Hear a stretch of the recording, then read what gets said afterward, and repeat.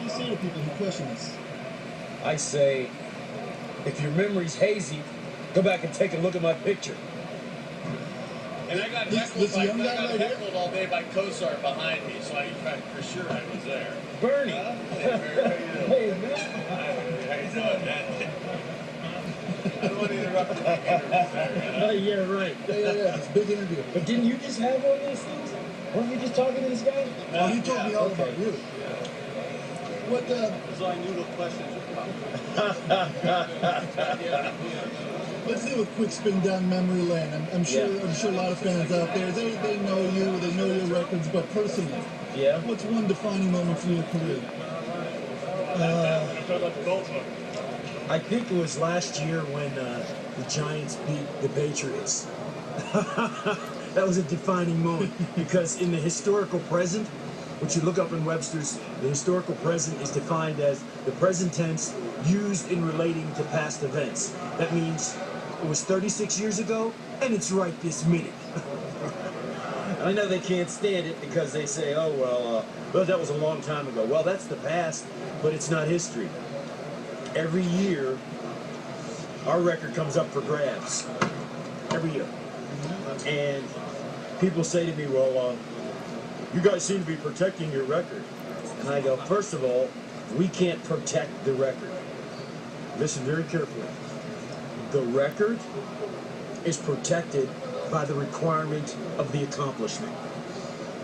First, forgive me, I'm not actually the sports buff, but were you guys the first to go perfect season, or this many in a row?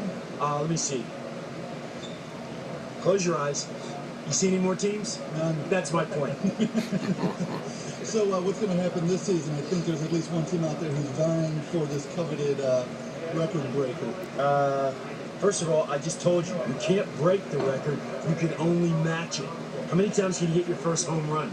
Once. All right? Anybody comes along again, that's the twice. Mm-hmm. When I was on with that kid Josh something on SportsCenter last year, he goes, well, Mercury, in your song you have it's never going to happen again, but what happens if the Patriots do it today?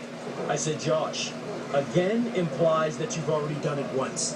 The only way it can happen again is if we do it. Does he look like he can suit up? I'm not going to take my chances there. So it can't happen again. It can only happen for the second time. And as Greasy said, he thought back in 72 or 3, well, it might happen again sometime soon. He thought, oh, well, in 4 or 5 years somebody will do it. And in 6 or 7 years somebody will do it. Then in 8 or 9 years somebody will do it. Then in 10 or 12 years somebody will do it. Then 14 or 15 years somebody will do it.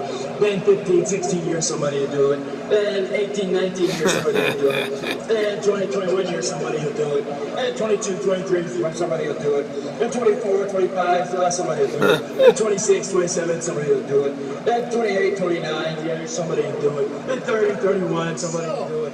You getting the point? I'm on the page.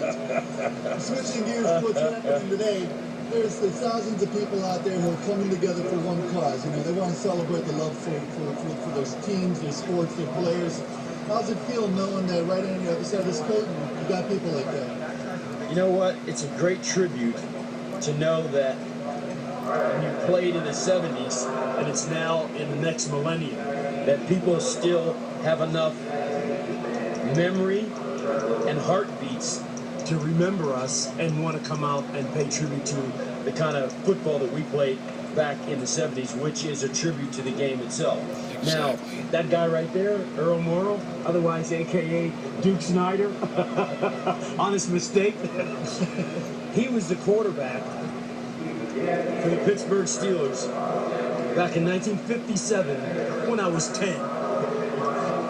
Umpteen years go by, and Greasy goes down in the 5th game, and Earl comes trotting into the game.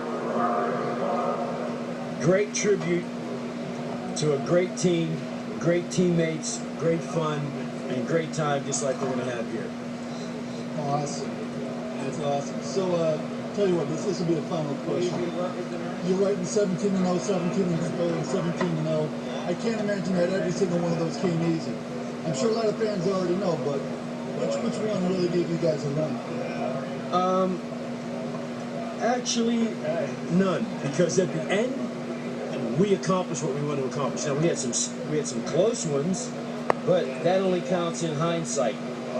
We almost lost to the Bills that year. We won 24-23, but somebody, somewhere, sometime, came up with a play at one time, every time, to get the job done, and that's unmatched. And that's a great tribute to team-wise, and not so much the individuals. In a world where there's now 8th place, you get a trophy. I mean, it's a good thing to see that we came from an era where they didn't even have home field advantage. You had to earn it. Exactly.